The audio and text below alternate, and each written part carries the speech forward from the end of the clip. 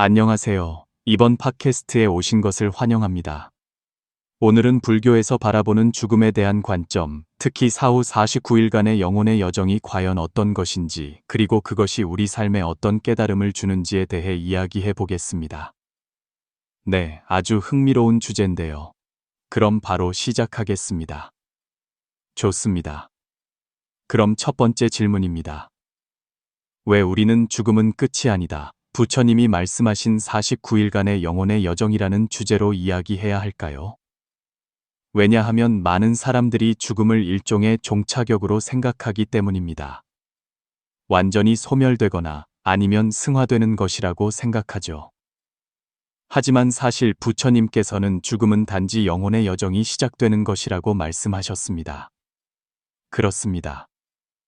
그리고 아주 신비로운 49일간의 과정이 있다고 하셨죠. 이것은 사실 오랫동안 묻혀 있던 지혜입니다. 우리가 죽음에 대해 가졌던 많은 관점을 뒤바꿀 수도 있는 내용이죠. 정말 흥미롭게 들리네요. 그렇다면 이 비밀을 파헤치는 것이 우리에게 어떤 의미가 있을까요? 이는 우리의 삶이 사실 우리가 보는 것보다 훨씬 더 광대하다는 것을 알게 해줍니다. 불교 경전에는 임종시에 보게 되는 여러 광경이나 사후에 영혼이 겪게 될 일들에 대해 많이 이야기하고 있습니다. 일부 큰 스님들의 해석을 포함해서 말이죠. 이는 우리가 삶의 끝을 어떻게 바라봐야 하는지 이해하도록 돕고, 심지어 우리가 현재를 어떻게 살아가야 하는지에 대한 더 깊은 의미를 찾도록 도와줍니다. 알겠습니다. 그럼 불교에서 말하는 죽음에 대한 관념은 정확히 무엇이고, 중음신 단계는 또 어떤 단계인지, 그리고 그것이 우리의 업력과 어떤 관계가 있는지 이야기해보죠. 불교에서는 죽음을 단순히 육체의 소멸로만 보지 않습니다. 오히려 영혼, 즉 의식이 전환되는 과정으로 봅니다. 바로 그렇습니다. 이 과정에서 중음신은 매우 특별한 단계입니다. 영혼이 육체를 떠났지만 아직 다음 생의 몸을 받기 전의 상태를 말하는 것이죠. 이 상태는 보통 49일간 지속됩니다. 맞습니다. 이 49일 동안 생전의 업력에 따라 각기 다른 일을 경험하게 됩니다. 와, 정말 복잡하게 들리네요. 그렇습니다. 티베트 불교의 유명한 경전인 티베트 사자의 서에는 중음신 단계에서 겪게 될 일들이 아주 상세하게 묘사되어 있습니다. 예를 들어 아주 무서운 환상을 보거나 혹은 매우 평화로운 빛을 보는 것 등이죠. 만약 생전에 덕을 쌓고 수행을 많이 했다면 이러한 빛의 인도를 비교적 쉽게 느끼고 더 좋은 곳에 태어날 수 있습니다. 하지만 생전에 지은 업이 무겁다면 무서운 환상에 갇혀 사막도로 향하게 될 수도 있습니다. 알겠습니다. 그렇다면 이 중음신의 49일 과정은 정확히 어떤 과정이며, 영혼은 무엇을 경험하고 우리가 행하는 의식들은 어떤 역할을 할 수 있을까요? 불교에서는 사람이 죽은 후 그 영혼이 과도기적인 단계를 거친다고 말합니다. 이 기간은 최대 49일입니다. 이 49일 동안 초기에는 영혼이 매우 혼란스러워하며 여러 환상을 봅니다. 마치 우리가 꿈을 꾸는 것처럼 여러 심상이 나타나죠. 이는 생전의 업력과 관련이 있습니다. 이 과정에서 지혜의 빛이 나타나지만 이 빛을 알아볼 수 있느냐는 생전의 수행과 쌓은 덕에 달려 있습니다. 정말 불가사의한 여정처럼 들리네요. 그래서 이 과정에서 불교는 망자를 위해 염불이나 천도제와 같은 의식을 행하라고 권합니다. 이러한 의식들은 영혼이 그 빛을 더 명확하게 보고 고통과 방황에서 벗어나 더 높은 곳으로 나아갈 수 있도록 돕기 위한 것입니다.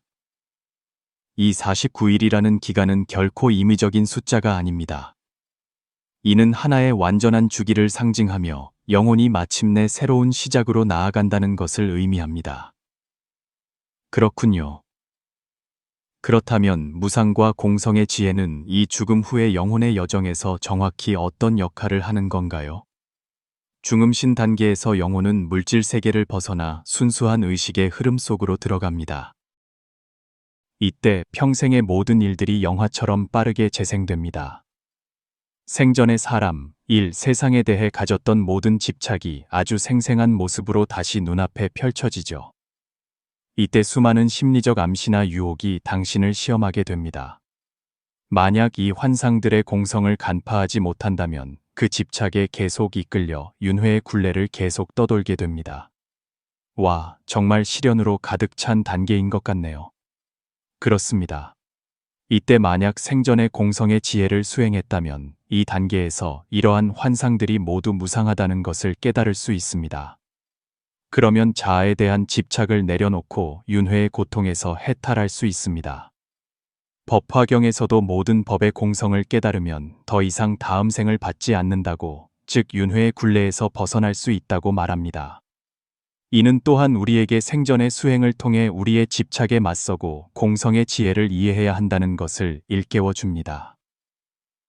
그래야만 죽음이 다가왔을 때 좋은 귀수처를 얻을 수 있습니다. 알겠습니다. 그렇다면 생사에 대한 부처님의 가르침은 구체적으로 어떤 면에서 우리가 일상생활을 더 잘 살아가는 데 도움을 줄 수 있을까요? 이는 우리의 삶이 유한하다는 것을 아주 명확하게 알게 해줍니다. 그리고 우리의 시간을 무의미한 일에 낭비하지 않도록 하죠. 또한 명상이나 여러 의식을 통해 우리 내면의 성장에 더 집중하고 물질과 욕망에 대한 집착을 줄이도록 이끌어줍니다. 더불어 죽음에 대한 우리의 두려움을 직시하게 합니다. 죽음은 단지 하나의 과정일 뿐이라고 알려주기 때문입니다. 무상과 공성의 지혜를 깨달아야만 진정으로 해탈할 수 있습니다. 그렇군요. 마지막으로 생사에 대한 부처님의 가르침은 우리에게 삶과 죽음에 대해 궁극적으로 어떤 시각을 제시해 주나요? 이는 우리의 생에서 새 이르는 과정이 사실은 더 큰 순환의 한 단편에 불과하다는 것을 알게 해줍니다. 그렇습니다. 중음신 과정과 그 단계에서의 수행은 모두 최종적인 해탈을 위한 준비 과정인 셈이죠. 결국 이 가르침은 우리가 무상에 대한 통찰, 공성에 대한 통찰, 그리고 업력에 대한 통찰을 통해 생사에 대한 두려움을 초월하고 내면의 진정한 자유와 평온을 얻어야 한다는 것을 말해주는 것입니다. 네, 좋습니다. 오늘 우리가 불교의 독특한 죽음에 대한 시각, 특히 중음신 단계가 우리에게 주는 영혼의 여정에 대한 깨달음에 대해 많은 이야기를 나눈 것 같습니다. 또한 수행을 통해 우리가 살아있을 때부터 생사에 대한 두려움을 줄이고 더 깨어있고 의미 있는 삶을 살 수 있다는 것도 알게 되었습니다. 이상으로 이번 팟캐스트의 모든 내용을 마칩니다. 들어주셔서 감사합니다. 다음 시간에 다시 뵙겠습니다. 안녕히 계세요. 영희.